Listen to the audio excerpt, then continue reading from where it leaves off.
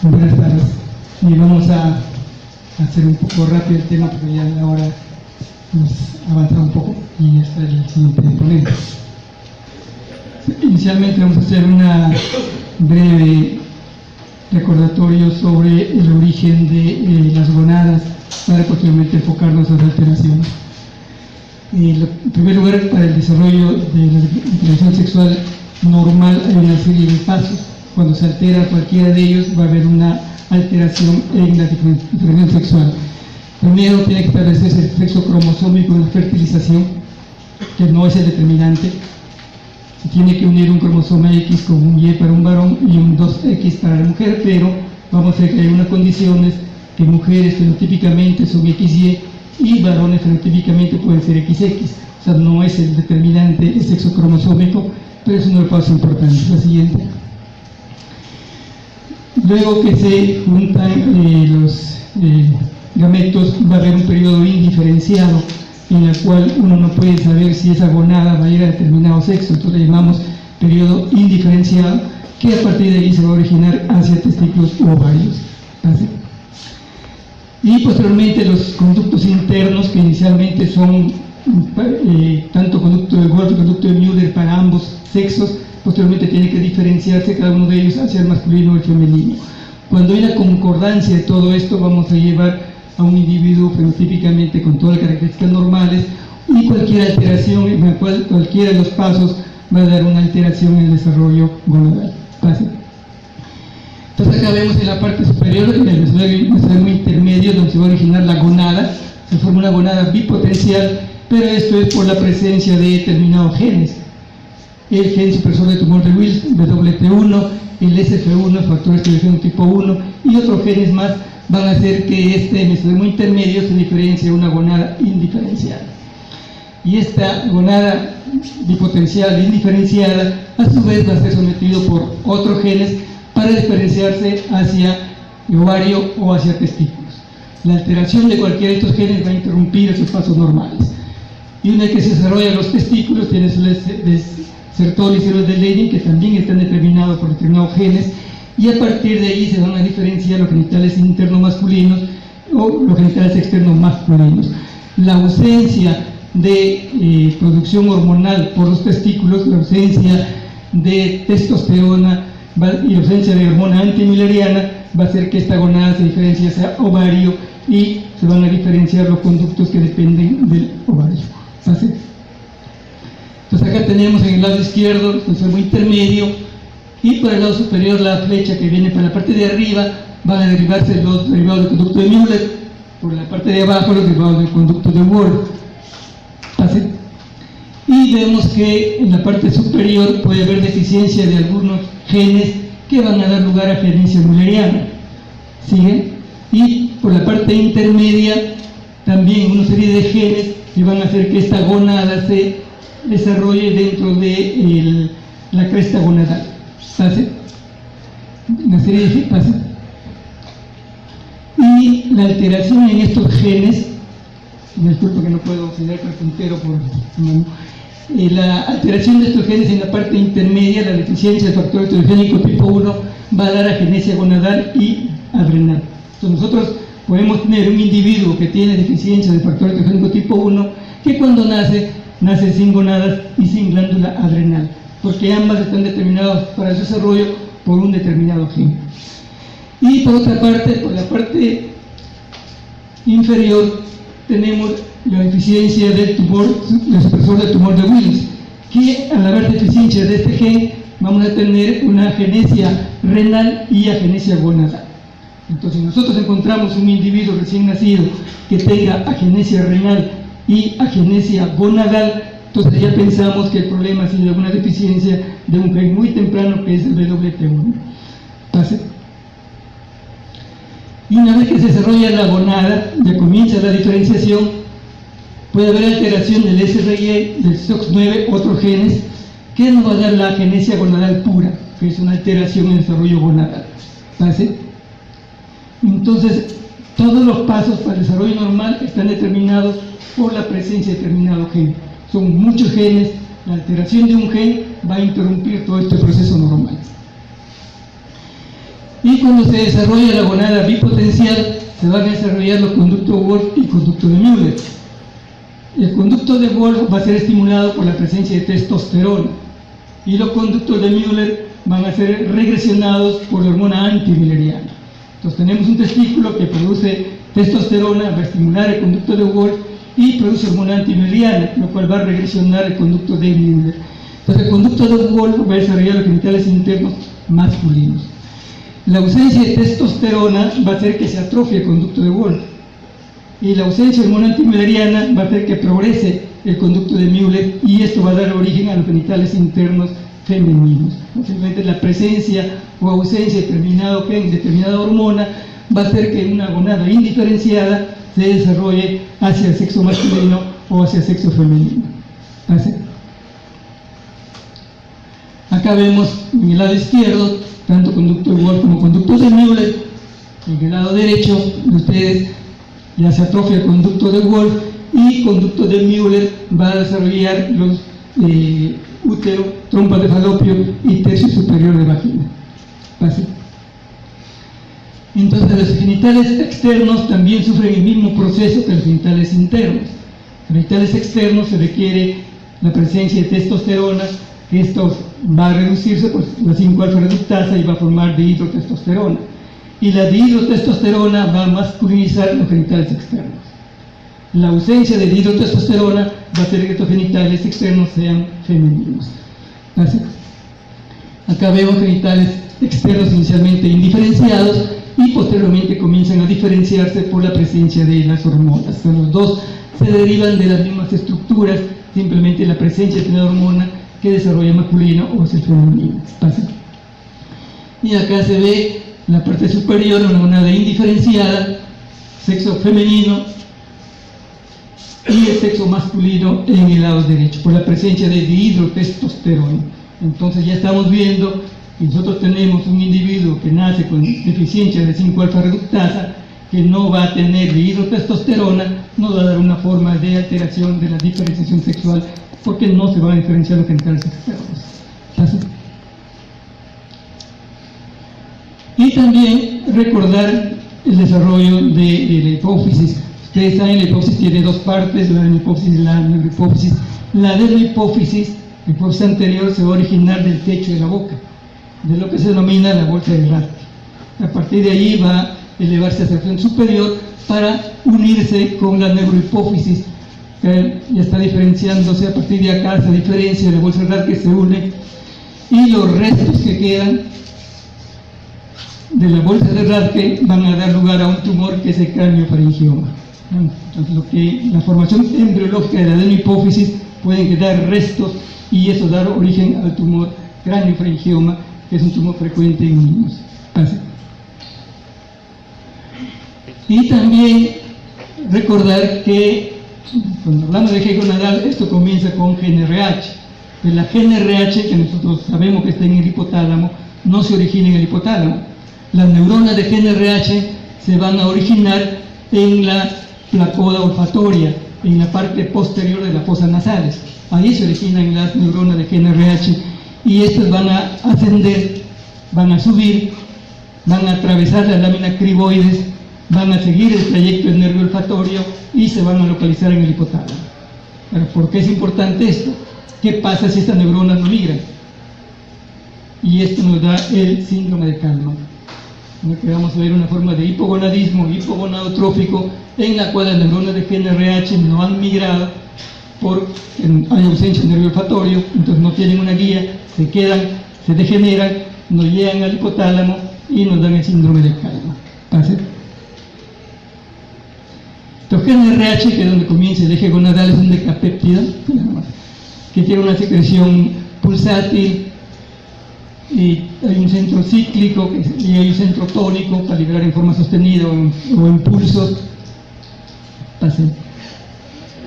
Y estos se van a originar en los núcleos del hipotálamo, núcleo 4 y ventromedial. Pase. Y acá tenemos cómo se van originando desde la vida fetal, que va a haber un pico de gonadotrofinas, luego hay una disminución, y cuando empieza la pubertad nuevamente comienzan los picos de GnRH Esto va a estimular las gonadotrofinas para la liberación de LH y FSH, y a partir de ahí comienza la pubertad y el desarrollo, completar el desarrollo sexual. Antes de la pubertad hay GnRH en niveles muy bajos. Para comenzar la pubertad se va a activar esto por varios mecanismos, se activa este GnRH y esto, cuando se libera impulsos, va a estimular a las gonadotrofinas. Adelantándoles, cuando la GnRH se libera o se da en forma sostenida, bloquea la liberación de gonadotrofinas. Entonces, GnRH, cuando se libera en forma pulsátil, estimula las gonadotrofinas para hacer todo el evento de el desarrollo y madurez.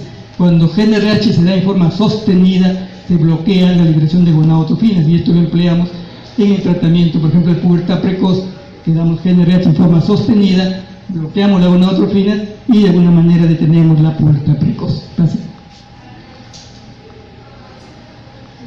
El hipotálamo está regulado por centros superiores, por estímulos externos, la luz, sistema central, una serie de neurotransmisores van a actuar sobre el hipotálamo para producir la liberación de GnRH.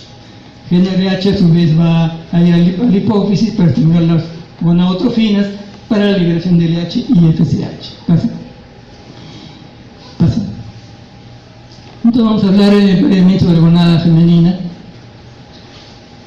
que mencionamos el hipotálamo por GnRH va a estimular a la hipófisis para producir LH y FSH, ¿no? Es como si fuesen dos sistemas diferentes. LH va a actuar sobre células de la teca y FSH sobre células de la granulosa. Entonces, FSH empieza el reclutamiento folicular, van a crecer varios folículos para que uno de ellos dé un aporte de estrógenos. En determinado momento hay la selección de un folículo dominante. Este folículo dominante va a crecer, va a ser el que va a ovular a medio ciclo menstrual, y luego, si no hay fecundación, se forma el cuerpo lúteo y va regresando en forma constante. Este reclutamiento folicular indica que en determinado momento del ciclo menstrual, habitualmente antes de que venga la regla, hay varios folículos que están creciendo, y estos varios folículos dan un aporte de estrógenos hasta que uno de ellos adquiera dominancia. Entonces, cuando alguien les informe que tienen quistes en el ovario, esos son probablemente folículos que están creciendo. Depende del tamaño, características del momento, pero es normal encontrar determinada cantidad de quistes, entre comillas, en el ovario, que son los folículos que están creciendo hasta que uno de ellos adquiera dominancia y el resto regresiona. Y LH lo que va a hacer la maduración final del ovocito, el pico de LH hace que ocurra la ovulación, y si no hay fecundación ocurre la formación del cuerpo lúteo, cae el endometrio y nuevamente viene un nuevo ciclo menstrual. Gracias.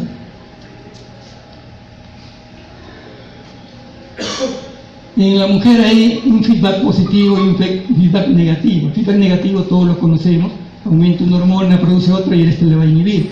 Pero en la mujer es uno de los casos que hay un feedback positivo. Eso ocurre al medio del ciclo menstrual, aumenta la cantidad de estrógenos, esto estimula el LH, que es un feedback positivo, y este pico de LH va a hacer que ocurra la ovulación. Pasa. Y otra hormona que es importante también en la regulación del ciclo es la prolactina. La prolactina, su función principal es en la glándula mamaria para la lactancia, pero también tiene una función en las gonadas. La hiperprolactinemia es una causa de amenorrea, síndrome amenorrea galactorrea. Entonces, la prolactina alta también es un factor que es importante para que actúe adecuadamente LH y FSH. Pase.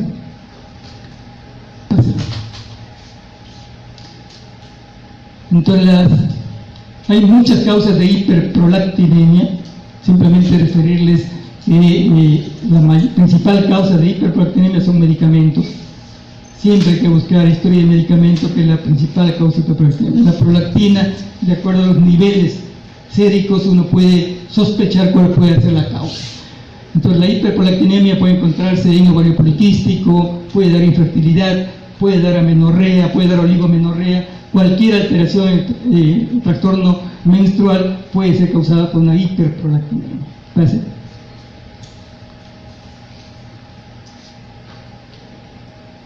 La cantidad de folículos está predeterminada. En la etapa gestacional, sexto, séptimo mes, hay más o menos 2 millones de ovocitos que van a degenerar, y cuando nacen más o menos hay 700.000 ovocitos. ¿Por qué se requiere tantos si la mujer en su vida reproductiva no van a ovular más de 500 óvulos? Y esto es porque para que haya un óvulo, para que pueda liberarse, para que haya la ovulación, se requieren varios folículos que empiecen a crecer en conjunto para dar su pequeño aporte de estrógenos, y uno de ellos adquiere dominancia.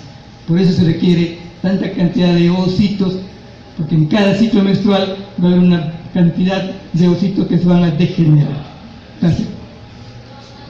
Y estos folículos van atrofiándose desde que nace en la vida reproductiva, el embarazo también, hasta que llegue la menopausia. Gracias. Estos son los pasos que ocurren en los folículos para que vayan madurando hasta tener, ven acá en la etapa temprana, en la parte superior hay varios pequeños quistes, y estos son los folículos que están madurando. Uno adquiere dominancia, se hace más grande y es el que va a ovular. El ovario produce varias hormonas, estrógenos principalmente, progesterona, pero el ovario también produce otras hormonas. Produce estrona, androstenediona, testosterona, 17-oxyprogesterona. El ovario también produce otras hormonas. Pasa. Y acá vemos cómo actúan como dos ejes. LH va a actuar sobre células de la teca y FSH sobre células de la granulosa. Las células de la granulosa van a empezar a formar FSH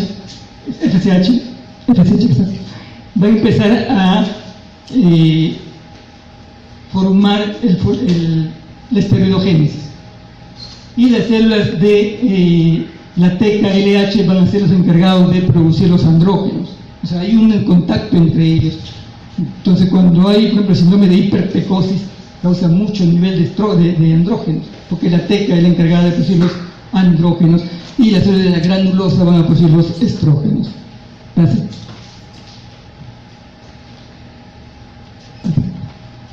Bueno, simplemente el ciclo menstrual, brevemente, son los cambios de los folículos que ovula, el endometrio va haciendo los cambios. Cuando el endometrio engruesa, se pone muy grueso, cae, viene el ciclo menstrual y nuevamente comienza otro ciclo.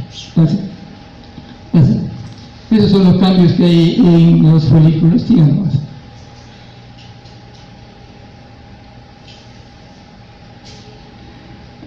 Habitualmente la menarquia, que es el último evento de la pubertad, comienza alrededor de los 12 a 13 años. O sea, la menarquia no es el primer evento de la pubertad en la mujer, es el último evento. El primer evento de la pubertad en la niña es la telarquia, luego viene la pubarquia y al final viene la menarquia. Cuando viene la menarquia, los 2 primeros años post-menarquia, las reglas pueden ser irregulares, eso es normal, mientras madure el hijo. Los ciclos menstruales es normal que duren entre 26 a 35 días, ¿no? Porque a veces, no, yo no soy normal porque un mes dura 26, otro mes dura 30, o sea, puede variar. Muy pocas mujeres son exactamente regulares, cada 28, cada 30 días. La mayoría puede variar entre 26 y 35 días. El sangrado puede ser 2, 3, 4 días. Y como tiene 2 fases, la fase folicular, la fase secretoria es la más regular, dura 14 días. Y la fase folicular es la diferencia del día que dura el ciclo menstrual.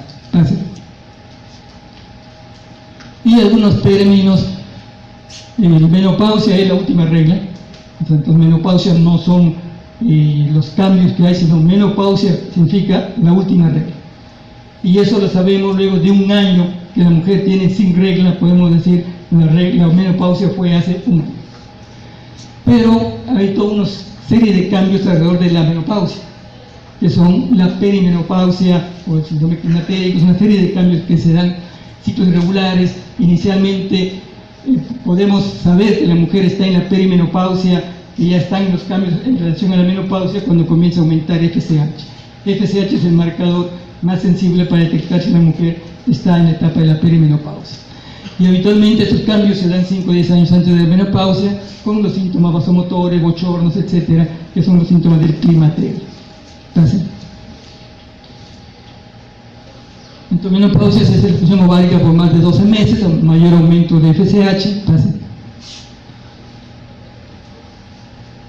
y lógicamente ya se comparan con los varones los factores de riesgo cardiovascular. El estrógeno protege a las mujeres de riesgo cardiovascular, pero cuando caen los estrógenos luego de menopausia se nivelan el riesgo cardiovascular en varones con mujeres. Gracias. Entonces, en relación al trastorno ovárico podemos tener la menorrea primaria o secundaria, síndrome de ovario poliquísticos, oligomenorrea y la hiperprolactinemia. ¿Pase? Cuando hablamos de amenorrea podemos hablar de amenorrea primaria o secundaria. Amenorrea primaria cuando nunca hubo regla y amenorrea secundaria cuando sí hubo regla y luego se ausenta. ¿Pase? Y también podemos hablar de un hipogonadismo de origen ovárico o de origen hipotalámico hipofisario. Cuando el ovario no funciona, podemos hablar de un hipogonadismo hipergonadotrófico, y cuando el problema es a nivel del hipófisis hipotálamo, hablamos de un hipogonadismo hipogonadotrófico, ¿no? Y esto es en relación al nivel de gonadotrofinas. Una mujer viene con amenorrea, uno le mide las gonadotrofinas y ve que las gonadotrofinas están bajas, podemos hablar de un hipogonadismo hipogonadotrófico y el problema está en hipotálamo hipófisis. Si al contrario tenemos que las gonadotrofinas están altas, hablamos de un hipogonadismo hipergonadotrófico y el problema está en el ovario. También podemos ver si una mujer está bien feminizada o no. Si es una persona que viene por amenorrea, que está bien feminizada, entonces podemos ver si tiene útero o no. Si no hay útero, entonces estamos en un síndrome de feminización testicular o síndrome de resistencia a andrógenos.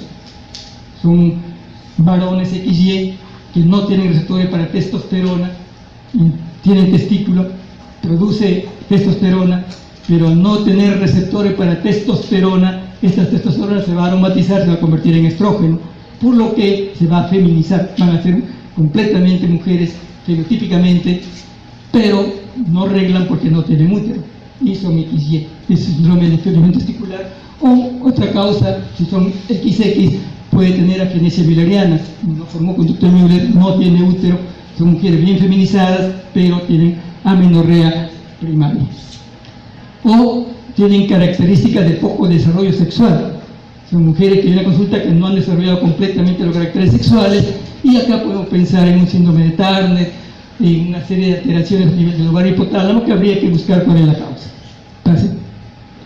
El síndrome de Turner es frecuente, trae 45X0, es más frecuente la variante de Turner, puede ser isocromosoma de lesiones, mosaicos, etcétera, que son las variantes del síndrome de Turner que dan diferentes características fenotípicas. Pueden haber síndrome de Turner, variantes especialmente que pueden desarrollar fenotípicamente bien, que pueden reglar. Entonces hay toda una presentación en síndrome de Turner, y acá lo que tienen es una gónada disgenética, una gónada que envejece muy rápido, una gónada que es fibrótica, que no responde a las gonadotrofinas, entonces no produce estrógenos y las gonadotrofinas van a subir mucho. Pase. Entonces, síndrome de Turner, gonadas sin estrías, conducto de Wolff están atrofiados porque no hay testosterona, hay conducto de Müller porque no hay monte mülleriana, tienen vagina porque no hay testosterona, y son mujeres porque no hay testosterona, pero tienen poco desarrollo sexual, lo que llamamos el infantilismo sexual. Pase. Entonces, las características: poco desarrollo sexual, poco desarrollo de caracteres sexuales, talla corta y estigmas genéticos somáticos. ¿Pase? Y el síndrome de feminización testicular son XY que tienen testículos, tienen hormona antimülleriana, por lo cual hay atrofia mülleriana. ¿Pase? La testosterona se convierte en dihidrotestosterona, pero no hay receptores. El receptor para testosterona y dihidrotestosterona es el mismo receptor, entonces no hay receptores, por lo cual no van a actuar. Pero al haber testosterona circulando en la grasa, en el hígado, se va a aromatizar y va a formar estrógenos. ¿Pase? Entonces acá tenemos una familia, si uno mira, fenotípicamente mujeres, nadie tiene duda que son mujeres, pero es un síndrome de feminización testicular que habitualmente se da en familia. Tenemos varias familias que presentan este síndrome de feminización testicular, y ellos se presentan a la consulta básicamente por amenorrea primaria. ¿Cómo sospechar este síndrome de feminización testicular? Porque habitualmente no hay vello axilar, no hay vello púbico, casi no hay vello corporal, porque no hay receptores para testosterona. Y uno le hace un estudio de imágenes, no hay útero, un estudio de cariotipo 46XY, síndrome de fibrilación testicular o síndrome de resistencia a andrógenos. Cuando es resistencia a andrógenos total, se ve esta característica. Cuando es resistencia a andrógenos parcial, va a haber genitales ambiguos. Así. Disfunción testicular, 46XY, tienen testículos, atrofia de Wolf, atrofia de Müller, hay vagina, porque no hay dihidrotestosterona. Así. Y dentro de amenorrea secundaria, lo primero siempre hay que descartar embarazo. ¿Así? Luego hay que ver si es de origen ovárico o central, y esto nos va a guiar niveles de gonadotrofinas. Si es primario, si es gonadal, una causa importante es autoinmune. Una oforitis autoinmune es una de las principales causas de menopausia prematura. Y la menopausia prematura puede ser tan temprana como inmediatamente después de la pubertad. Y uno sospecha autoinmune cuando muchas veces está asociado con otras enfermedades autoinmunes, hipotiroidismo, vitiligo, etc. Si es a nivel central, un hipogonadotrófico, hay que hacer un estudio de imágenes para ver si es un tumor o alguna patología que nos está dando el problema de alteración a nivel central. Hay que buscar si hay endocrinopatía, porque puede ser una amenorrea funcional, que se puede ver, por ejemplo, en enfermedades crónicas, en mujeres muy deportistas, se puede ver una amenorrea hipotalámica funcional. Así. O con una enfermedad sistémica también puede dar. Así. Así. Entonces, la amenorrea secundaria siempre excluye el embarazo. Siempre que, cuando hay una amenorrea que mide FSH, porque está en alta FSH, el problema está indicando que está en el ovario. Amenorrea con FSH bajo, siempre hay que pedir prolactina y una tomografía o resonancia de silla turca. Así. Y amenorrea secundaria con FSH alto, pensar en una falla ovárica autoinmune y buscar fallas de otros órganos por compromiso autoinmune. Así. Brevemente sobre hiperprolactinemia. Así. La prolactina, saben, es una hormona que tiene un factor inhibidor por el hipotálamo, que si uno corta el tallo hipofisario, todas las hormonas de la hipófisis disminuyen excepto prolactina. Cuando todas las hormonas están bajas, incluido prolactina, el problema está en la propia glándula hipófisis. Si tenemos todos bajos excepto prolactina, que está alta, el problema está en tallo hipofisario, ¿no? Es lo que nos puede dar un poco la localización de la alteración. Así. Así. Hay una serie de circunstancias que pueden aumentar, que vamos a ver. Pasa. Sigamos. Entonces, siempre nivel de prolactina. Cuando hay una amenorrea, hay que ver el nivel de prolactina. Cuando hay una prolactina alta, hay que tener historia de drogas. Casi muchos medicamentos que se usan en psiquiatría aumentan la prolactina. También algunos antieméticos, algunos antihipertensivos. O sea, hay muchos medicamentos que suben a prolactina. El hipotiroidismo primario de larga evolución también puede dar hiperprolactinemia, porque en el hipotiroidismo primario tenemos aumento de TRH, aumento de TSH, y TRH actúa como un estimulador de liberación de prolactina. Entonces, por lo que en el hipotiroidismo primario de larga evolución podemos tener una hiperprolactinemia. Hay que hacer imágenes, tomografía, resonancia, y evaluar el resto de hormonas para ver el diagnóstico. Pase.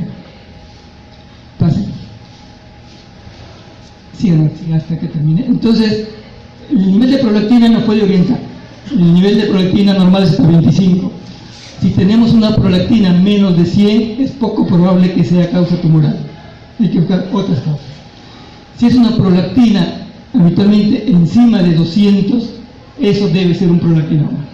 Y cuanto más alto es el nivel, la mayor probabilidad que sea un macroprolactinoma. La prolactina es la única hormona hipofisaria que está en relación directa con el tamaño tumoral. O sea, cuanto más alta la prolactina, debe ser más grande el tumor. Entonces, cuando esté entre 100 y 200, puede ser, por un prolactinoma puede no serlo, entonces hay que hacer el estudio. Pero cuando son valores menos de 100, es casi poco probable que sea un prolactinoma. ¿Pase?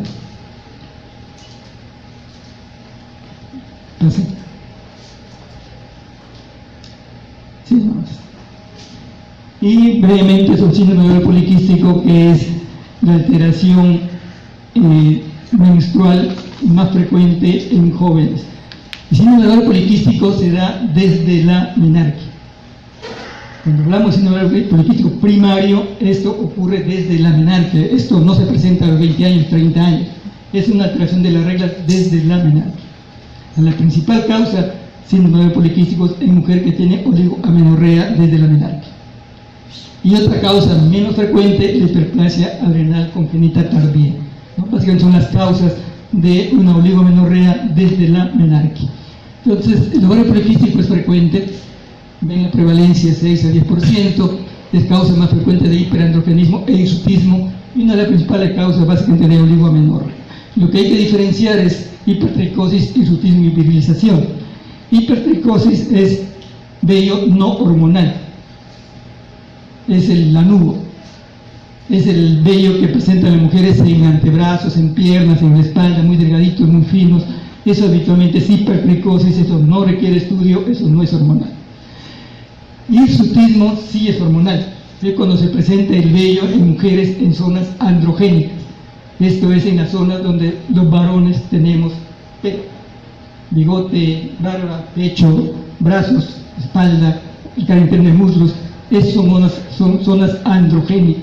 Entonces ahí hablamos de hirsutismo. Y hablamos de virilización cuando además de hirsutismo tiene signos de exceso, de manifestaciones de exceso muy alto de andrógenos. Tenemos clitoromegalia, voz gruesa, la cintura escapular más ancha, o sea, eso nos habla de virilización, y eso habitualmente son por tumores malignos que producen niveles muy altos de testosterona. ¿Verdad? Bueno, una manifestación de hiperandrogenismo puede ser la acné, seborrea, la acantosis nigricans también pasa. ¿Y cómo evaluamos si hay hirsutismo o no? Por eso se emplea la escala de Ferryman-Gallwey. Acá hay 9 zonas androgénicas que le damos un puntaje, y con eso podemos ver si es compatible con hirsutismo, y también para ver cómo va la respuesta al tratamiento.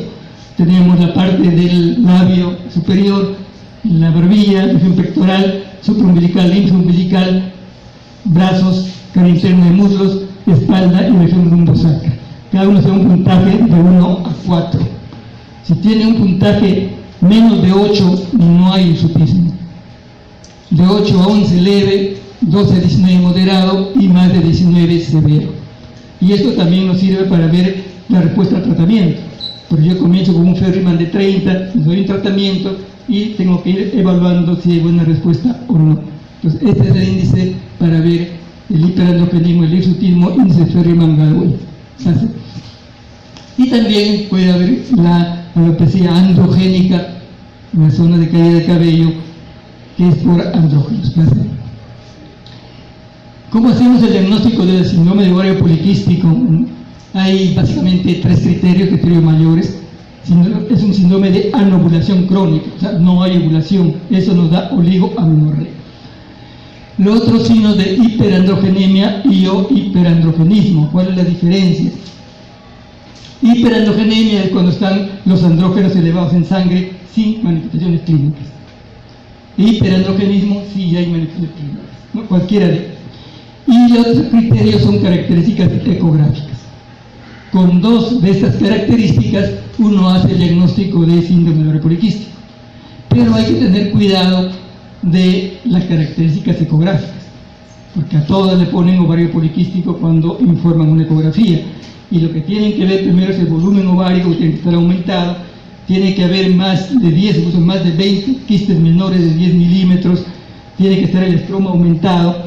Entonces, para que nos dé características ecográficas de ovario poliquístico, nos tiene que dar el volumen ovárico, número de quistes, tamaño de quistes, el estroma, cómo está el estroma, y con eso uno puede saber si es correspondiente a un síndrome de ovario poliquístico o no. Porque les decía, muchas mujeres tienen quistes normalmente, y eso no es parte del síndrome de ovario poliquístico. Y además, la anovulación crónica es uno de los criterios importantes desde la menarquia. Puede haber otros criterios menores. Así. Bueno. también hay que diferenciar cuando hay alteraciones menstruales, otra serie de alteraciones que hemos ido mencionando. Pase nomás. Pase. Y el síndrome ovario poliquístico hay que diferenciarlo de hiperplasia adrenal congénita de inicio tardío. Entonces, recuerden, hiperplasia adrenal congénita en niñas, la forma clásica da genitales ambiguos, y si uno no detecta temprano, en la forma perdedora de sal se mueren en los primeros días de nacidos. Pero la forma tardía, la forma críptica, se puede presentar en la pubertad y se confunde mucho con el ovario poliquístico, son muy parecidos. Hay otras entidades que hay que diferenciar, Cushing, hipogonadismo, que ya tienen su característica propia. Pase.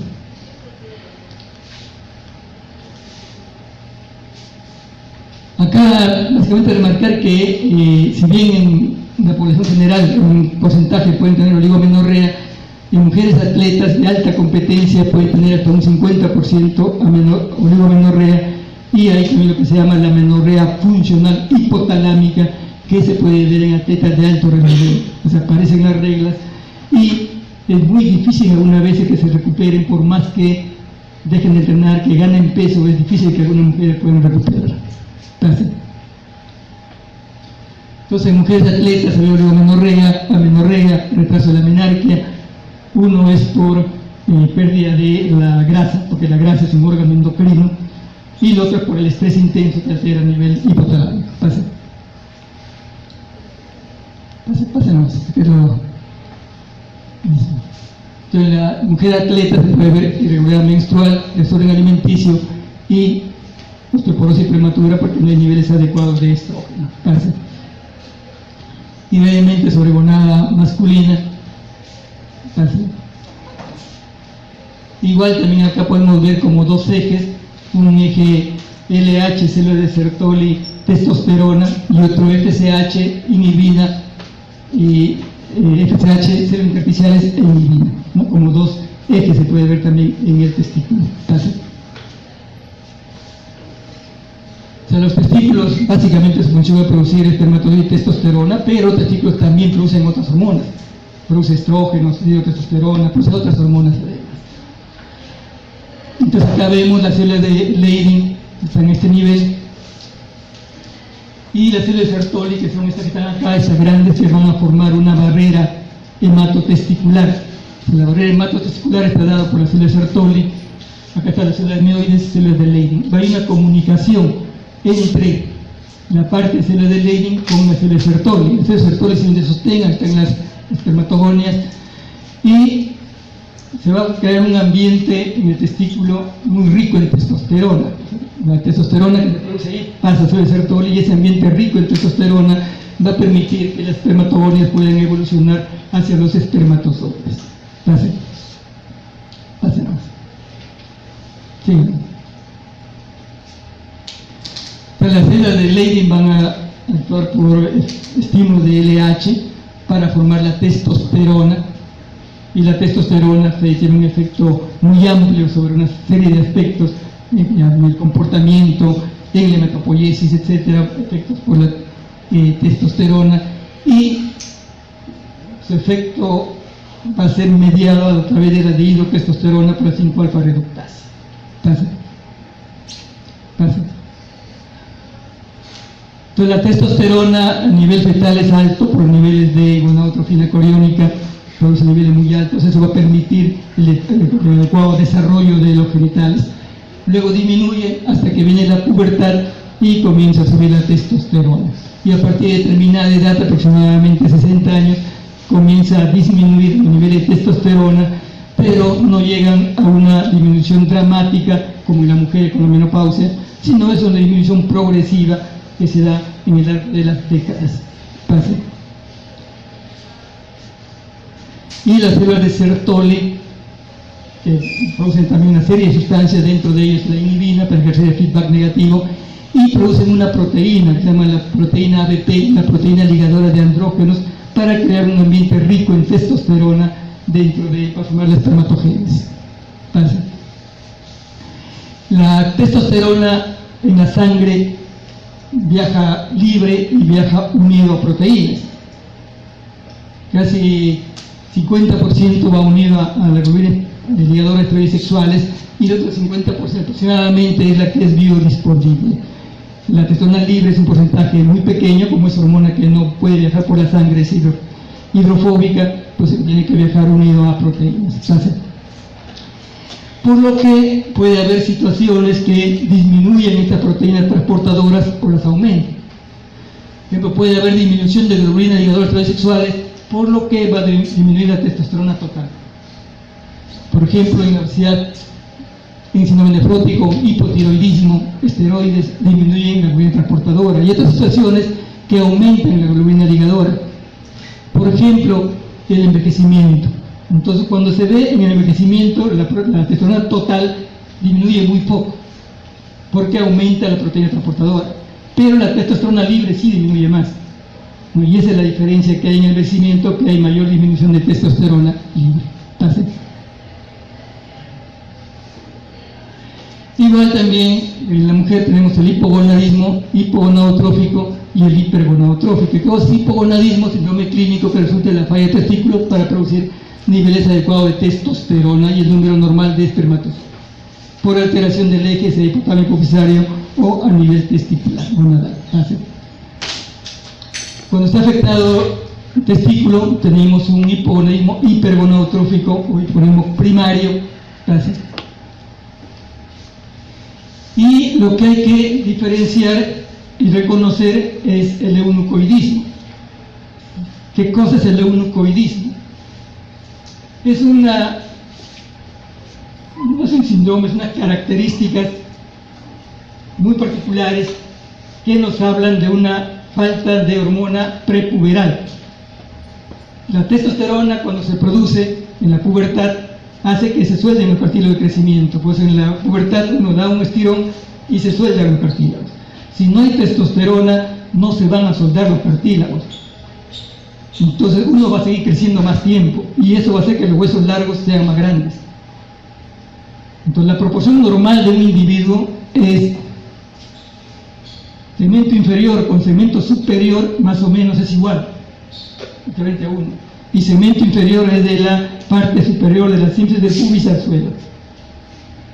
Tu talla menos segmento inferior del segmento superior debe ser igual a 1. Y la brazada, medir los brazos extendidos, más o menos igual a la talla. Esas son las características normales. Hablamos de un eunucoidismo cuando el segmento inferior mide más de 2 pulgadas que el segmento superior y cuando la brazada, la envergadura, es más de 2 pulgadas sobre la talla. Entonces, esas características nos hacen sospechar que el hipogonadismo es prepuberal. Entonces, nosotros encontramos un individuo con características eunucoides y ya sabemos que el hipogonadismo ha sido prepuberal antes que se suelten los cartílagos. Si no tiene características eunucoides, tiene un hipogonadismo, entonces mismo que es pospuberal, ¿no? Entonces ya podemos diferenciarlo clínicamente. Entonces, dentro del hipogonadismo primario, por problema del testículo, tenemos varias condiciones. Ya tenemos síndrome Klinefelter, que es una de las más características, el varón XX, síndrome Nuna, distrofia congénita, anorquia congénita. Hay niños que forman testículo y útero, pero ocurre probablemente una torsión testicular, desaparecen los testículos, cuando nacen no hay testículos. Hay que diferenciar de una criptorquidia bilateral, la anorquia congénita o síndrome de testículos evanescentes, desaparecen los testículos. Entonces, ven otros síndromes que afectan el testículo. Klinefelter es frecuente, lo normal es 47 XXY, pero puede tener otras fórmulas cromosómicas. El hábito eunucoide, ustedes van a ver que brazos y piernas son largas, entonces ya sabemos que es un hipogonadismo prepuberal. Y podemos sospechar que el hipogonadismo es testicular cuando los testículos son pequeños y duros. Si tenemos testículos pequeños y blandos, sospechamos que el problema es hipotálamo hipofisario. Entonces tenemos un sujeto con eunucoidismo, testículos pequeños y duros, debe ser probablemente un Klinefelter. Si son testículos pequeños y blandos, probablemente sea un síndrome de Kalman. Entonces, es una característica del examen físico que nos van orientando hacia el diagnóstico. Entonces, Klinefelter, síndrome eunucoide, pues pone ginecomastia, tiene otras condiciones asociadas, porque es un síndrome con otras alteraciones que tiene. Acá están unas características En varones puede haber cáncer de mama, y dentro de ellos, en síndrome de Klinefelter, se puede presentar cáncer de mama. Pasa. El varón XX es cuando hay una translocación del gen SRY. El gen SRY es que va a estar en el cromosoma Y, que va a dar alguna característica para el sexo masculino, pero puede haber una translocación y se localiza este SRY en un cromosoma X, lo cual nos da un varón XX, pero tiene la presencia de la parte del SRY, que nos va a dar características masculinas. Entonces, esto, si uno ve, puede pensar que es un síndrome de Turner, tiene características de Turner, pero si es un varón, es un Noonan. Mujeres también pueden tener Noonan, o sea, no solamente Noonan en varones. Entonces tenemos una mujer con estas características y su fórmula cromosómica es normal, debe ser un síndrome de Noonan. Acá vemos en el varón, síndrome de Noonan, característica cuello corto, alado, etc. Característica que tiene el síndrome de Turner. Es una causa también de hipogonadismo primario. Pase. Distrofia miotónica de Steiner es otra condición que también nos da hipogonadismo primario. Y acá la característica es si uno le da la mano a estos pacientes, le dice que lo suelten y no lo suelten. Se queda con la mano, una distrofia miotónica, la mano ajustada. Es una característica de distrofia miotónica, enfermedad de Steiner. Pase. Y otras condiciones, anorquia congénita, síndrome de solo célula de Sertoli, en el cual hay aplasia de células germinales, y eso por un problema de un gen que no permitió el desarrollo. Pase. Y otras causas, aplasia adquirida, orquitis, enfermedades crónicas, etcétera, se causan menos frecuentes. Pase. Y el hipogonadismo hipogonadotrófico, cuando el problema es a nivel de la hipófisis y el hipotálamo. Pase. Y acá una condición frecuente es síndrome de Kallmann, que al inicio del tema le refería que no migran las neuronas de GNRH, entonces no hay GNRH en el hipotálamo, y nos va a dar el síndrome de Kallmann, que nos da hiposmia, anosmia o anosmia con hipogonadismo hipogonadotrófico. No es tan infrecuente. Pueden haber otras condiciones de hipogonadismo hipogonadotrófico, mutaciones, un hipopituitarismo, cualquier condición que sea a nivel hipotálamo hipofisario. ¿Pase? Síndrome de Kallmann puede ser esporádico, puede ser dominante, puede ser recesivo, puede ser ligado a X, puede ser cualquier forma de su transmisión al síndrome de Kallmann. Y lo que es la ausencia de una molécula que es la anosmina por una mutación del gen, de un gen que es el gen Kallmann. Entonces no va a haber desarrollo del nervio olfatorio, por lo cual las neuronas no van a tener la guía para llegar al hipotálamo. Entonces la característica es el hipogonadismo hipogonadotrófico y cuadros de hiposmia o anosmia. Y puede tener otras características somáticas y neurológicas. ¿Pase? Se ve foto de un síndrome de Kallmann, los genitales muy pequeños, y acá esta imagen es para ver si tienen el bulbo olfatorio o no. Entonces, por acá no se ve bien, donde señala la flecha, acá se puede ver en imágenes de tomografía el bulbo olfatorio, simplemente para documentar esta entidad.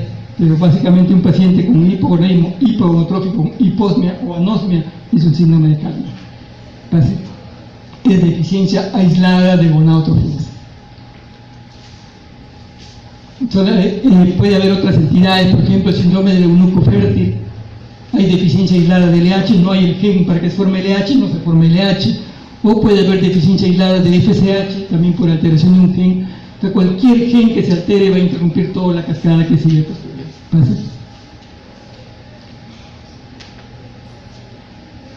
Entonces hay unos síndromes genéticos que hay que reconocerlos, que dan hipogonadismo hipogonadotrófico. Uno los mira y uno sospecha. Dentro del síndrome de Prader-Willi, Loren-Monville, síndrome de Ruth, son síndromes que uno tiene que reconocerlo para no embarcarse en un estudio. Acá vamos a ver unas fotografías de los niños. Por ejemplo, el Prader-Willi, ¿cómo sospechamos? Son obesos que tienen manos y pies pequeños. Sus manos y pies son muy pequeñas y tiene su frente muy estrecha. Además tienen retardo mental. ¿no? Entonces, si uno ve un niño con manos y pies pequeños, retardo mental, obesidad, probablemente sea un síndrome de Prader-Willi, entonces ya no tenemos que hacer un estudio porque ya tenemos un diagnóstico. El síndrome de Laurent-Moonville también cursa con obesidad. Si ustedes ven cuántos dedos tienen las manos, tienen 6 dedos, lo mismo en los pies. Cursa con retardo mental, polidactilia, obesidad, el síndrome de Laurent-Moonville. El síndrome de lentigide múltiple, lógicamente, tiene cantidad de lunares en todo el cuerpo. Entonces, hay que aprender a reconocer algunos síndromes para no embarcarse en un estudio que uno mirando al paciente ya puede hacer un diagnóstico. Entonces, bueno, esa es una revisión de un poco de la parte gonadal. Si hay alguna pregunta, una pregunta podría escucharme. Bueno, muchas gracias.